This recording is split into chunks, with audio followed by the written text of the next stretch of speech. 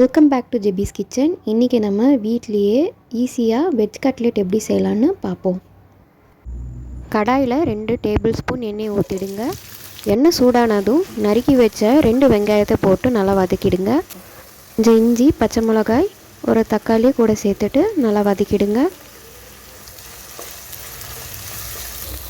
2 teaspoon உப்பு add பண்ணிவிடுங்க.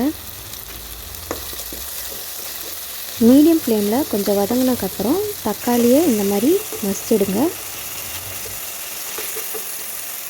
துருவின கேரட், பீட்ரூட் சேர்த்துட்டு நல்லா சாட்டே பண்ணிவிடுங்க. வேகிறதுக்கு 1 நிமிஷம் மூடி போட்டுட்டு எடுத்துருங்க. அப்போ கொஞ்சம் வெந்து வந்துடும். வேக வச்ச உருளைக்கிழங்கு ஆட் பண்ணிவிடுங்க.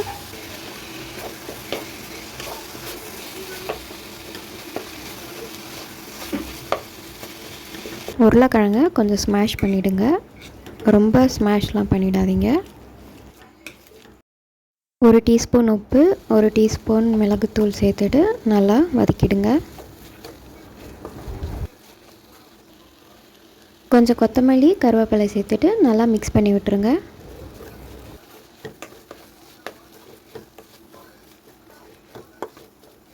பிரெட் க்ரம் செய்கிறதுக்கு மிக்சியில் ப்ரெட்டை போட்டு அடித்து எடுத்து வச்சுருங்க.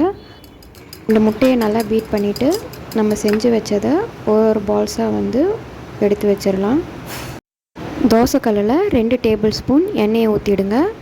செஞ்சு வச்ச பால்ஸை முட்டையில் டிப் பண்ணிவிட்டு பிரெட் க்ரம்ஸில் எல்லா சைடும் கோட் பண்ணிவிட்டு ஒன்று ஒன்றா எடுத்து வச்சிடுங்க.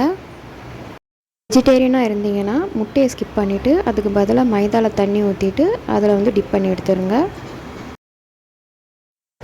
ரவுண்ட் ஷேப்பில் தட்டி எடுத்துட்டு அதை தோசைக்கல்ல போட்டு ஷாலோ ஃப்ரை பண்ணிடுங்க. இதே மாதிரி நம்ம ஓவல் ஷேப்லேயும் பண்ணிவிட்டு அதையும் நம்ம போட்டுடலாம். நல்லா கோல்டன் ப்ரௌன் ஆனதும் இன்னொரு சைடு திருப்பி போட்டுருங்க. எல்லா சைடும் நல்லா கோல்டன் ப்ரௌன் ஆனதுக்கப்புறம் அதை கொஞ்சம் சைடில் போட்டுட்டு நம்ம மிச்சம் செஞ்சு வச்சுருந்த 2 இதை எண்ணெயில் போட்டுடலாம். அவ்வளோதாங்க, சூப்பரான கட்லெட் ரெடி. இது ரொம்ப டேஸ்டியாக இருக்கும், ஹெல்த்தியான ரெசிபி. ஸோ வெஜிடபிள்ஸ் கூட பிடிக்காதவங்க கூட இந்த மாதிரி செஞ்சு சாப்பிடுங்க. சாஸோடு டிப் பண்ணி சாப்பிட்டிங்கன்னா இன்னும் ரொம்ப டேஸ்ட்டாக இருக்கும். எல்லோரும் ட்ரை பண்ணி பாருங்கள். இந்த ரெசிபி உங்களுக்கு பிடிச்சிருந்துன்னா லைக் பண்ணுங்கள், ஷேர் பண்ணுங்கள் அண்ட் சப்ஸ்கிரைப் பண்ணிவிடுங்க.